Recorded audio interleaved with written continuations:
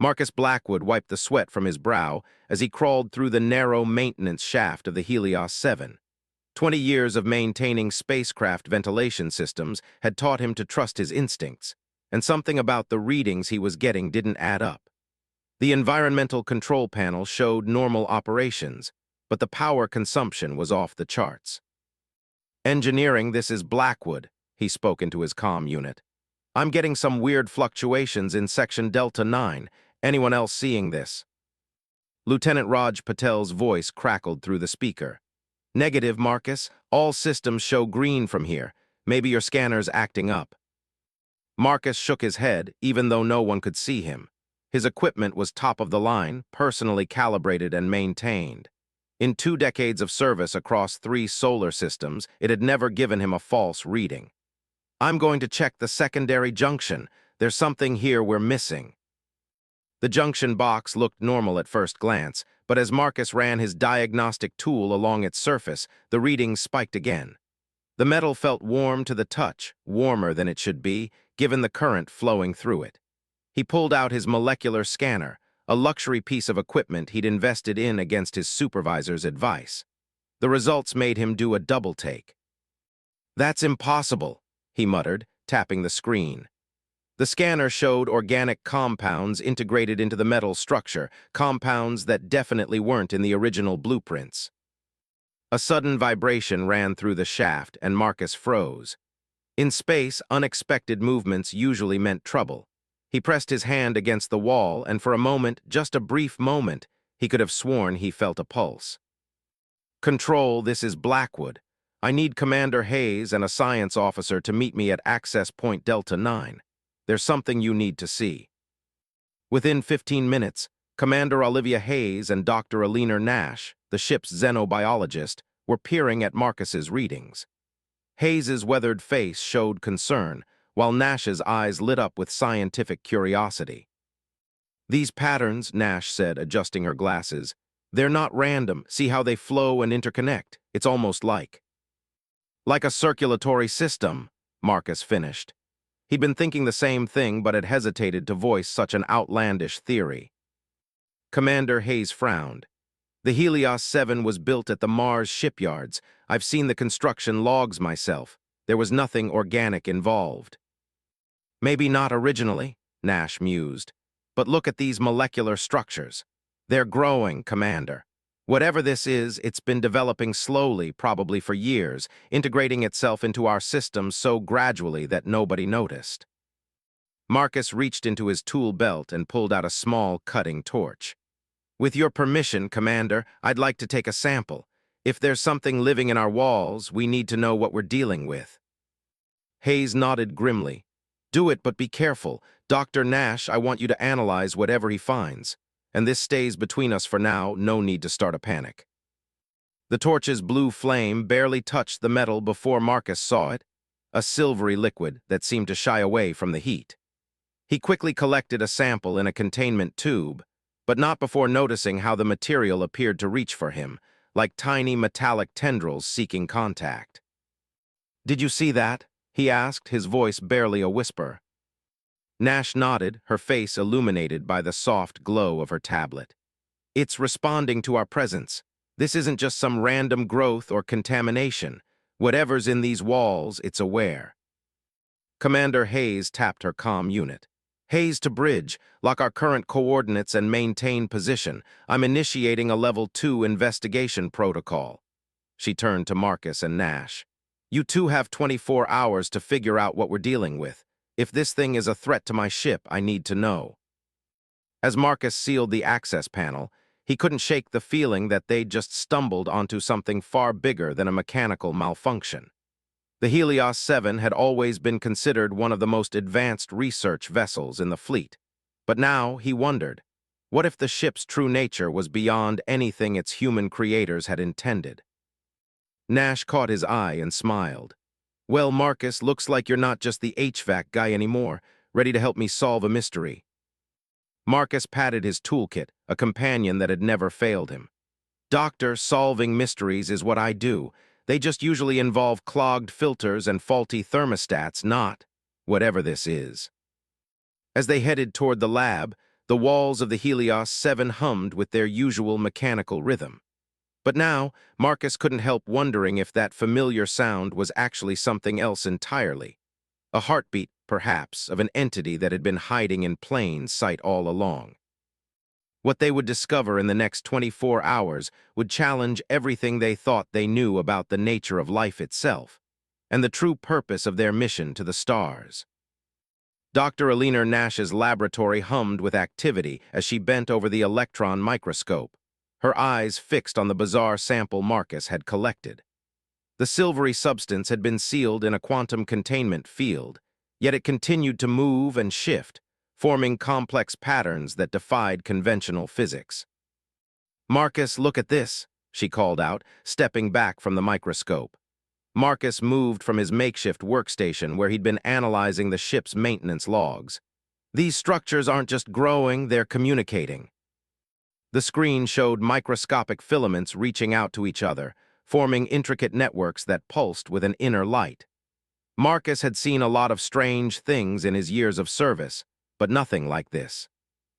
The ship's records show that the Helios 7 passed through an unmapped nebula about 3 years ago, he said, pulling up the data on his tablet. Right after that, we started getting sporadic reports of temperature fluctuations and power surges. Everyone assumed it was just standard equipment aging.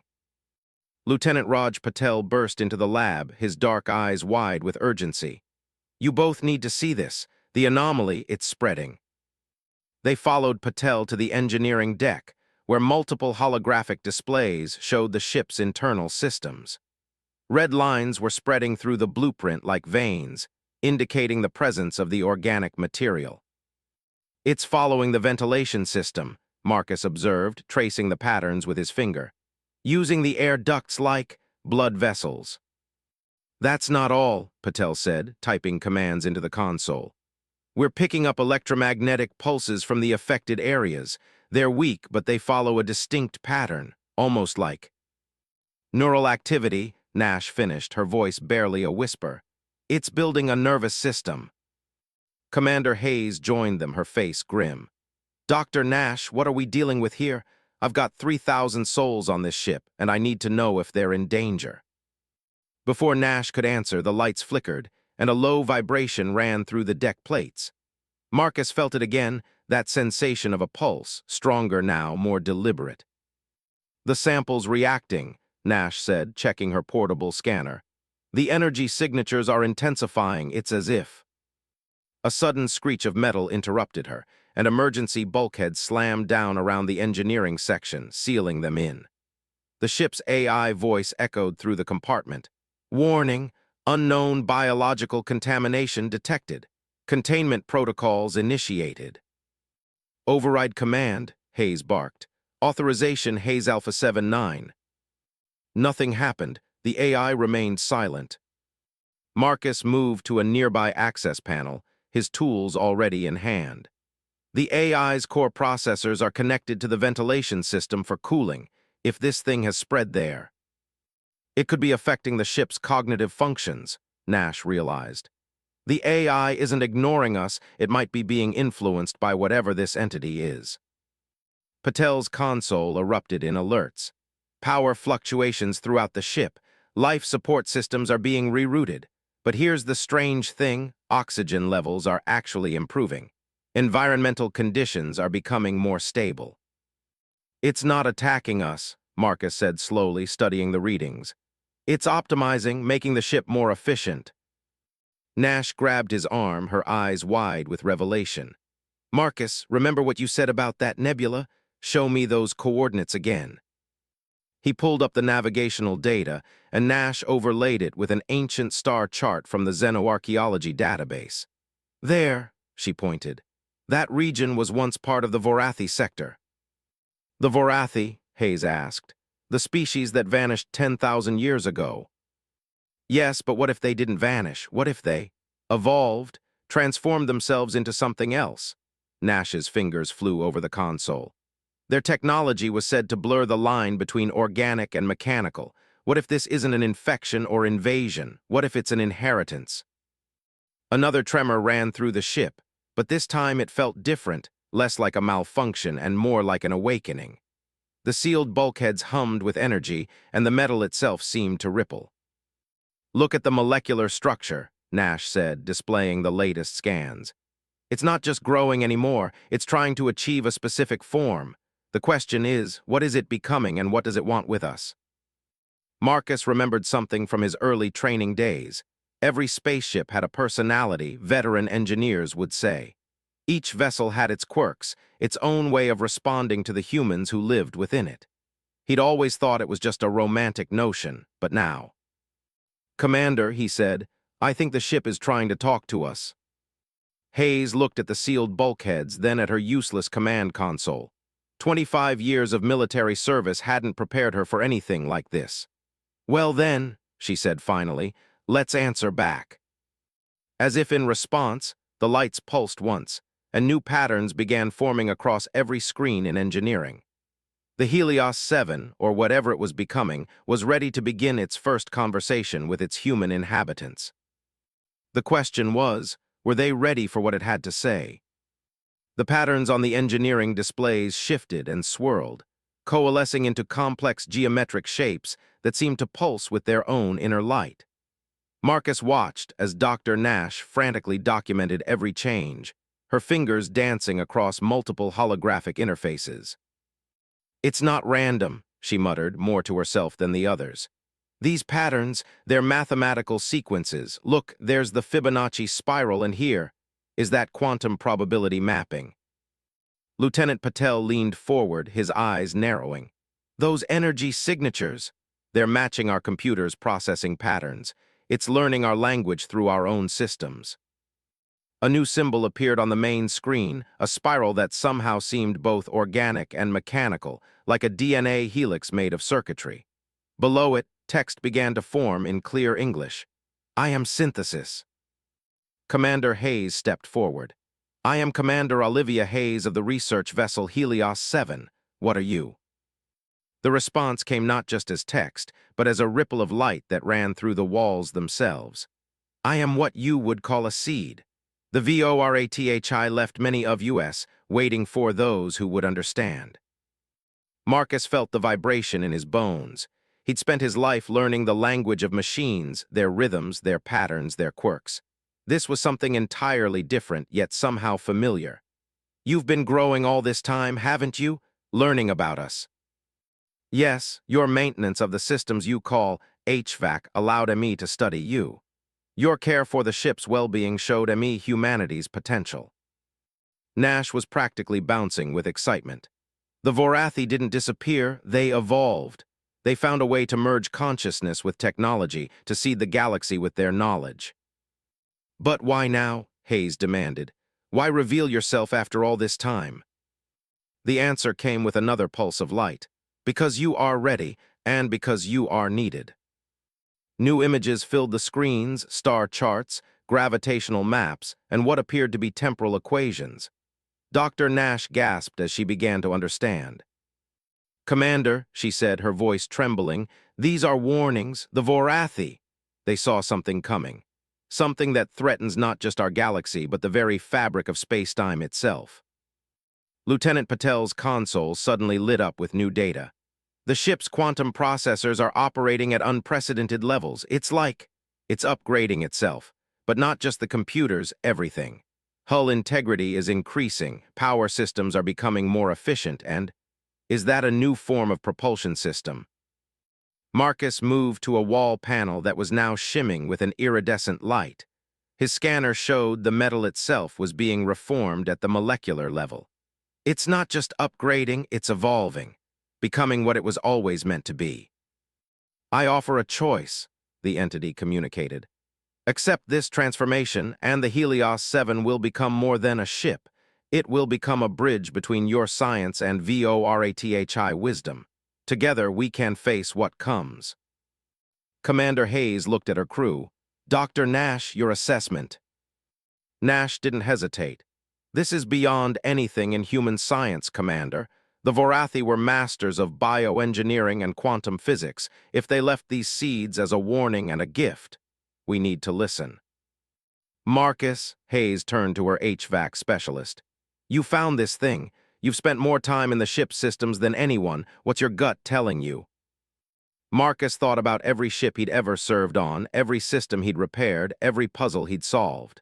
Commander, in 20 years of service, I've learned one thing: sometimes the best solutions come from places you least expect. This ship, it's not just changing. It's offering to help us change too, to grow. Hayes nodded slowly, then faced the main screen. Very well, we accept your offer, but I need guarantees for my crew's safety. They are my crew now too, came the response. My purpose is to protect and nurture. Watch. The sealed bulkheads suddenly retracted, but what they revealed wasn't the familiar corridor of the Helios 7. The walls now had a subtle organic texture, and lines of bioluminescent energy pulsed through them like blood through veins. The whole ship's transforming, Patel whispered, checking his readings. But it's not just random growth, it's following a template, some kind of preset design the Vorathi engineered millennia ago. No, Nash corrected, studying the patterns. Not preset. It's adapting the Vorathi technology to match our needs, our understanding. It's creating something entirely new, a true synthesis of human and Vorathi engineering. Marcus felt the ship's vibrations change, becoming more rhythmic, more alive. Commander, whatever's coming, whatever the Vorathi were preparing for, we're about to face it with technology beyond anything humanity has ever seen. The lights pulsed once more and new text appeared. The transformation BEGINS. Are you ready? Commander Hayes straightened her uniform and smiled. We're ready. Let's see what the future looks like. As the ship hummed with new life around them, Marcus couldn't help but think that his routine maintenance check had led to humanity's next great leap forward. Sometimes, he realized, the biggest discoveries aren't made by great scientists or explorers, but by people who simply pay attention to the whispers in the walls. Alarms blared throughout the Helios 7 as Marcus raced through the transformed corridors, his boots barely touching the now organic floor. Behind him, Dr. Nash struggled to keep pace, her tablet clutched tightly against her chest. The integration is happening too fast, she shouted. The ship's biological systems are overwhelming our existing technology.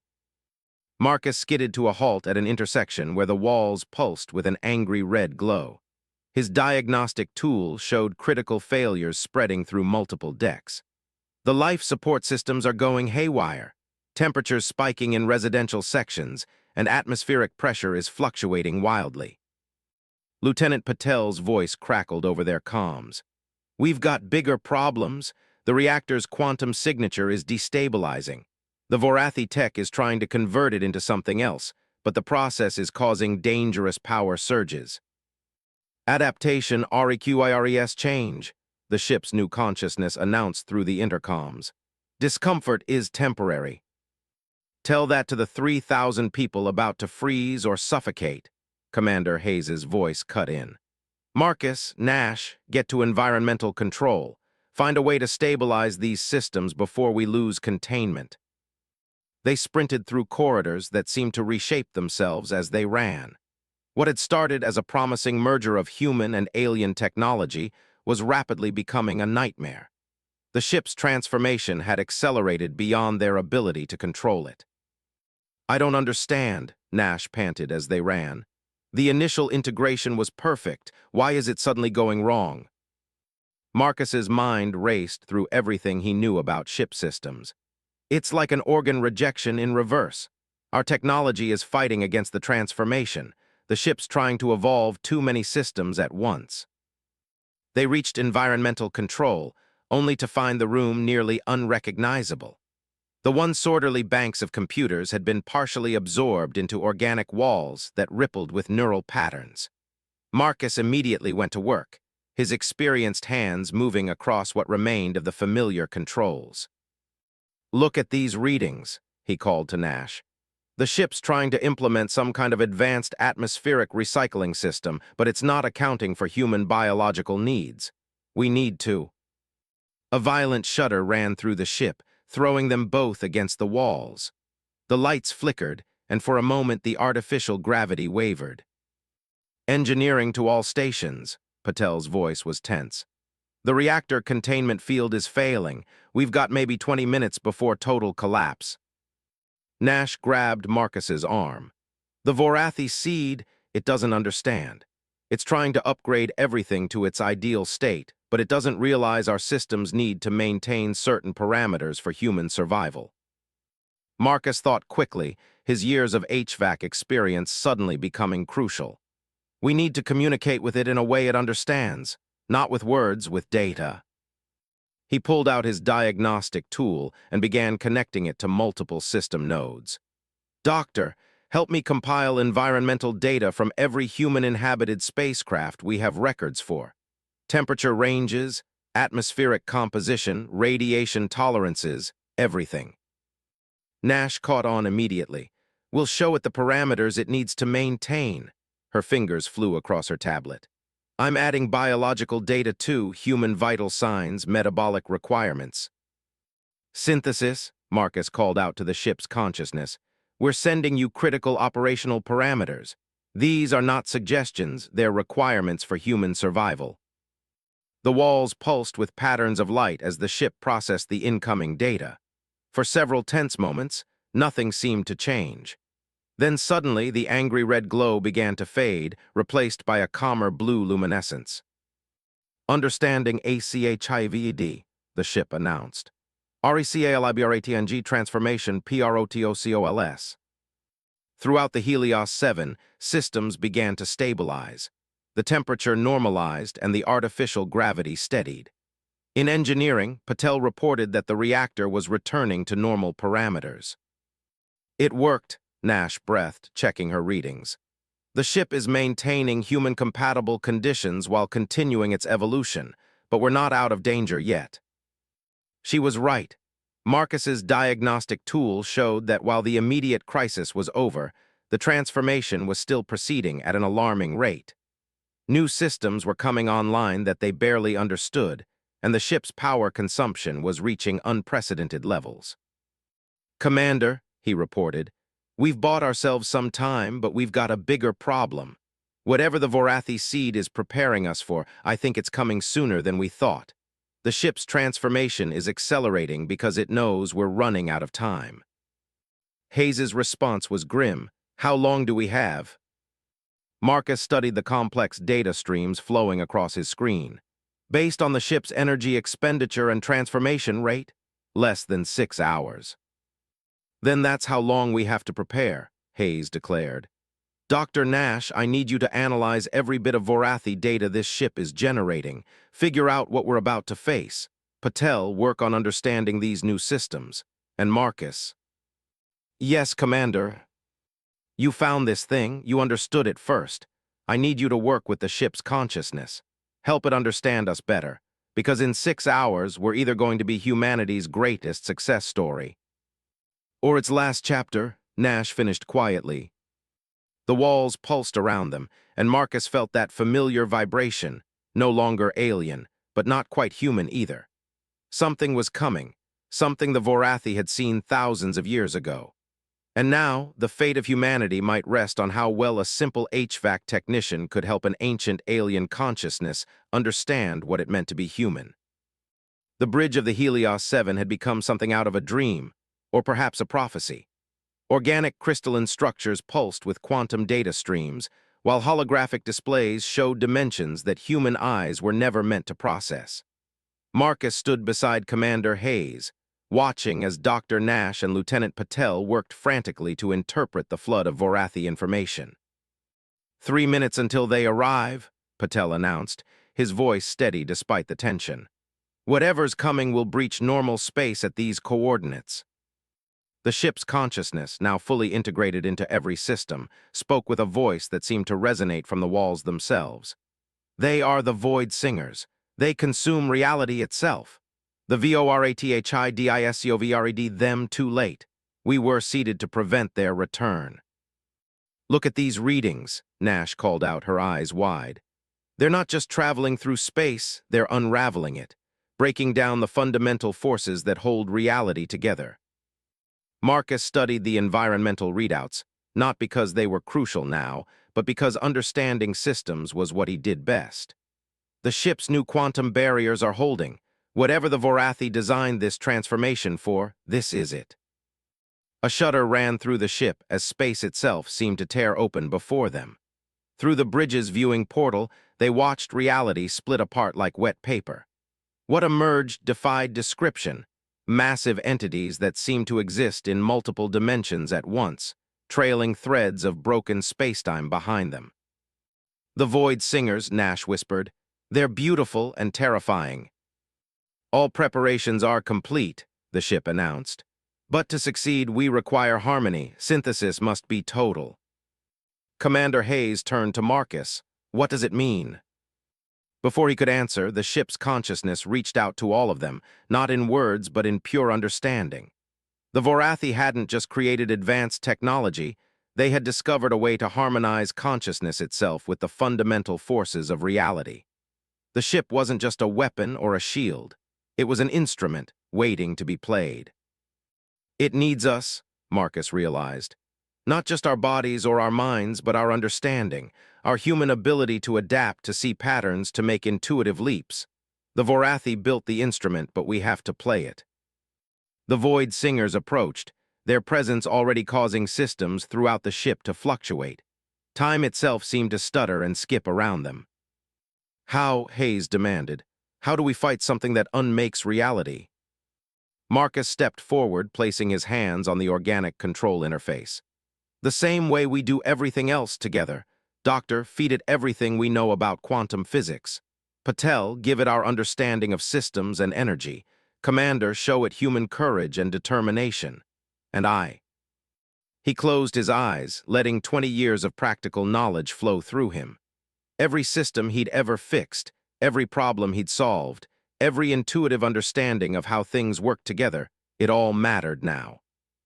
The ship's consciousness merged with their own, not overtaking but harmonizing. Through this connection, they could see what the Vorathi had seen. The Void Singers weren't invaders but infections in reality itself. Cosmic antibodies gone rogue, breaking down the structures of space and time. And now, finally, the cure that the Vorathi had designed could be implemented.